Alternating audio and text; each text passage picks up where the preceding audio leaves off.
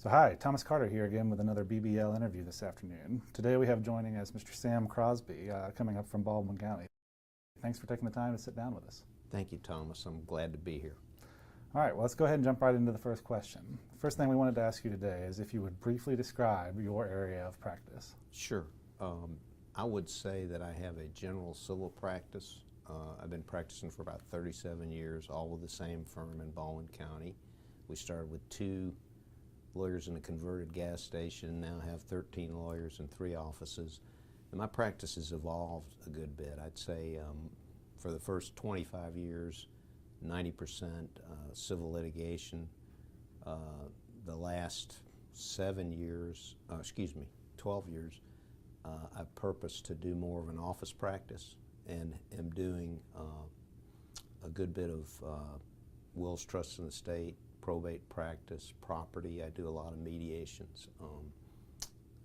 So I kind of have, it's evolved, I guess is what I'm trying to say. Well, it sounds like you've got quite a lot of things going on, so that might make this next question difficult, which is if you could try and describe what you do in a typical day. Yeah, it is. It's a difficult question because you've heard the term specializing in door law, you know, and I have a very, that's anything that walks in the door. I have have a very people-intensive practice, and that's one of the things I love about it is whatever the problem is, you know, if I can't help them, I try and put them in the hands of the best lawyer who can, either within our firm or outside our firm. Typical day, probably see 4 clients. In the old days, I remember one day I saw as many as 11, so it was almost like a barber shop, you know. But I, of course, interact with the other 12 lawyers. Now with technology, we have a lawyer who lives in Ardmore, Pennsylvania, who does our research and writing. So it's, you know, it's all changed, but what else in a typical day? Try and do the work as well. And I don't know, does that answer your question? I think so. Okay. I think this will shed a little bit more light too, which is our next question is, what would you say is the worst part of your job? I never have liked to send bills. I don't like billing people. I love what I do. I mean, I just look forward to going to work every day, but I just don't like sending bills. I can't believe people pay me to do what I do, to be honest with you. So, but I've been blessed with a wonderful practice, and that's part of practicing law. Well, not to focus too much on the negative, what would you say is the best part of your job? Yeah, thanks. I just have the opportunity to serve the Lord every day, help others, whether they can pay me or not. It's a lot of fun solving the problems. My perspective is, Thomas, if you know, there's a cat in the tree and you get the cat out of the tree for the lady, you're a great lawyer. You solve the problem. And so the diversity of all the problems that we have in our practice has been a lot of fun, a lot of challenges. One of the things I'll say also is, you know, I've learned to, if you will, remake yourself as a lawyer from time to time to fill the need in the market. Okay. So, fantastic advice. We all know that the legal industry has undergone a lot of changes here recently, and things are probably going to continue to change. What do you think that the law practice of the future might look like? yeah, thanks, Thomas. One of the exciting things is we have people like you with your engineering background, you know, that are these areas of specialty. But I think long term, I'm going to stick my neck out, and I think long term, there's just going to be more regulation. There will be a national legal system, perhaps, like our national healthcare system. And one of the reasons I say that is I have to candidly tell you, I don't think that we are serving the public as well as we can. While I was president of the state bar, we did a survey of the needs, civil legal needs of the poor in Alabama. And the survey came back that we were servicing about 13% of those needs. Wow. Yeah, and we need to do a better job. And the courts are getting too expensive, so I foresee, maybe that's down the road, way down. I do think also things like mediation, the ADR, all that will grow bigger and bigger because of the continued cuts in court funding. Fantastic. I really appreciate the insight. What advice, if any, do you have for a law student who's looking to succeed professionally at the same time maintaining personal satisfaction during their career? Yeah, thanks, Thomas. I think it is critical to get your priorities straight. In Alabama, and I've studied the lives of a lot of the great lawyers, I don't think I'm overstating this to say 90% of the best lawyers in this state, and I was on a committee that initially selected people for something called the Alabama Lawyers Hall of Fame, had the same set of priorities. Put their faith first, their family second, and the law third. And I think that when you don't have a clear set of priorities and you don't know where true north is, you can get very confused. It's funny, I just finished a biography of Clarence Darrow, who was certainly, I think one would say, is maybe the most famous lawyer in the last 100 years. And at the end of his life, he asked his wife if she would take her own life when he died, so he didn't have to make the crossing alone. You know, Wow. yeah. And I will say one other thing in terms of advice. I think it's crucial to manage not only your practice, your personal finances, but your issues personally. And I've learned through the years how important that is, if I'm making sense. I mean, I think a lot of lawyers, if you don't have priorities, you don't have goals, you don't set those and work toward those, then a lot of lawyers, and I was in this boat for many years, I guess sort of ascribed to what I would call the Yogi Berra School of Management, which is Yogi Berra was a Yankee catcher, I don't know if you know what I'm talking about, known for his funny sayings. And one of his was, if you come to a fork in the road, take it, you know. Yeah. So I think it's important to know your priorities, set your goals, and you know, even if those change, if I might share one other thing, one of the priorities, I've been doing this since for 30 years, I've been setting goals every year, personal, financial, professional, spiritual, and I do this every year. Look back at some of those goals. One of them was establishing countywide law offices, which we were able to do about 4 or 5 years after what I kind of targeted. Another one was to retire 3 years ago. I don't want to retire. You know, your goals change, but I think setting those priorities and goals helps you. Well, I certainly appreciate the advice, and I know everybody else will as well.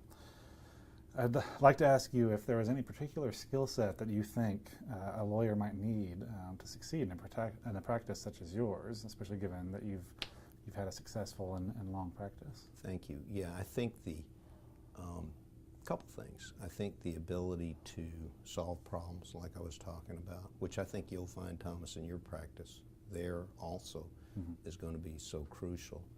I think the whole emotional intelligence thing is important. I think it's helpful in my type of practice to be able to relate to people, communicate with people.